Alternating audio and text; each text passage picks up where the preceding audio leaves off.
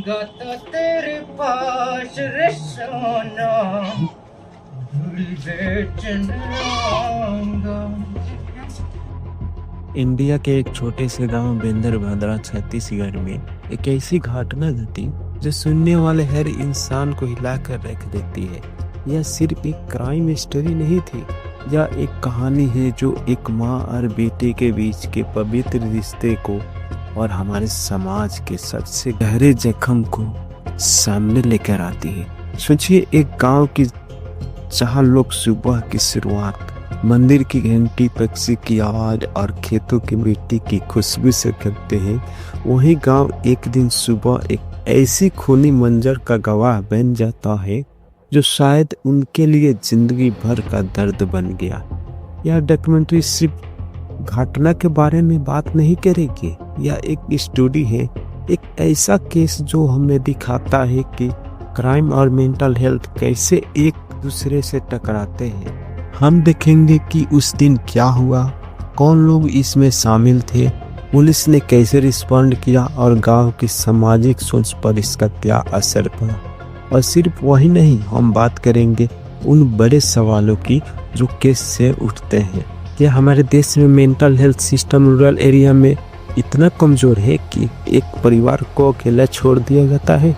क्या पुलिस को ऐसे कृषि सिचुएशन हैंडल करने की ट्रेनिंग मिली है? और क्या मीडिया सिर्फ खबर बेचने के लिए दर्द को सेंसलाइज कर देती है? 13 अगस्त सुबह की जसपुर डिस्ट्रिक्ट के बेंदर भद्रा सेटलमेंट में एक आम दिल की तरह शुरुआत हुई। कोई खेतों की तरफ जा रहा था, कोई दूध लेने निकला था और कोई अपनी चूल्हा झाड़ के काम में बिजी था। पर उसी वक्त एक घर के अंदर एक ऐसा मंजर अनफोल्ड हो रहा था जिससे सुन के भी शरीर का खून जम जाता है। इस कहानी के बीच दो चेहरे हैं, एक माँ और एक बेटे। गुलाबी यादव 59 साल की माँ, एक औरत जो अपनी जिंदगी की अंतिम फेज में थी।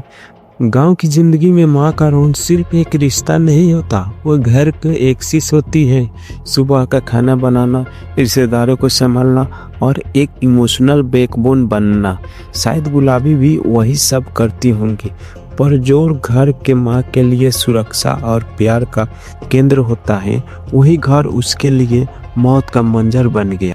और फिर है जीत राम यादव, सिर्फ 28 साल का बेटा, जिंदगी के उस स्टेज पर जहां आमतौर पर लोग अपने माँ बाप का सहारा बनते हैं, वो खुद उनके लिए खौफ का सबब बन गया।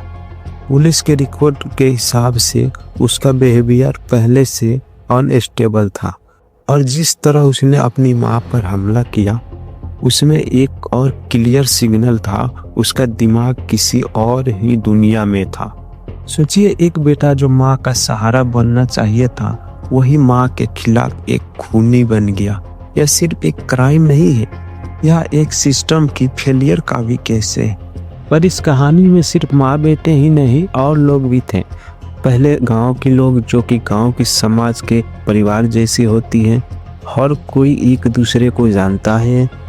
तो जब सुबह सुबह उन्होंने देखा कि गुलाबी की लाश खून में लथी-पथी है और जीत राम एक कुल्हाड़ी लेके बैठा है, गाता है, मिट्टी से खेल रहा है, तो सोचिए उनके दिलों पर क्या गुजरी होंगी। वो डर और भी बसी कि सामने एक इंसान अपनी माँ को मार कर बैठा है और तुम कुछ कर भी नहीं सकते। और फिर आई police. Superintendent of police Shashi Mohan Singh ने अपने बयान में एक ही लाइन बोली, एक्यूज्ड का दिमाग अनस्टेबल है। एक सिंपल लाइन पर एक बहुत बड़ा सिग्नल। यह सिर्फ एक मर्डर केस नहीं था, यह एक मेंटल हेल्थ ट्रेजेडी भी थी। लोकल कुंकुरी पुलिस फोर्स को आखिरी 4 घंटे इस स्टैंड अप का कंट्रोल करने में लगे। और भाई, रूरल पुलिस के पास ना तो स्वाद होता है, ना ही क्रिसिस नेगोशिएशन के एक्सपर्ट। उन्होंने जो किया वो अपनी लिमिटेड ट्रेनिंग और पेशेंस पर किया। तो अब आइए स्टेप बाय स्टेप समझते हैं कि उस सुबह क्या हुआ। सुबह के अंधेरे में अपने ही घर के अंदर जीत राम यादव अपनी माँ पर एक से हमला किया। एक बार नहीं, बार बार।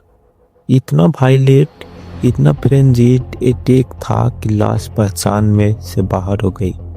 या आप सोच सकते हो अपने माँ के चेहरे की तस्वीर जो जिंदगी भर याद रहती है उसे ऐसे तोड़ना कि कोई पहचान न सके। हमला करने के बाद सुबह 5 से 7 बजे उसने भागने की और छुपने की कोशिश नहीं की। वह वहीं घर के पास बैठा रहा, माँ के खून से भरी लाश के बगल में। और उस वक्त उसने जो किया उसे सुनकर आपको लगेगा जैसा यह दुनिया ही रुक गई हो। वो गाने गा रहा था और मिट्टी से खेल रहा था। ये बिहेवियर एक नॉर्मल क्रिमिनल का नहीं था, ये एक ब्रोकन माइंड का सिग्नल था। एक इंसान जो अपनी रियलिटी से डिस्कनेक्ट हो चुका था। जब गांव वाले अपने रूटीन में निकले, उन्होंने देखा कि एक माँ का खून हो गया है और बेटा एक एक्स के साथ उनके सामने बैठा है। कुछ लोग चिल्लाए, कुछ भाग गए, कुछ ने पुलिस को फोन किया। एक भीड़ जमा हो गई पर कोई भी आगे बढ़ने की हिम्मत नहीं कर पाया क्योंकि जीत राम यादव एक्स लेके खुद भी उनके ऊपर हमला करने की धमकी दे रहा था।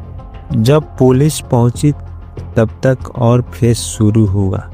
जीतराम यादव अब उनके खिलाफ खड़ा था। एक्स को घुमा के पुलिस पर भी हमला करने की कोशिश की।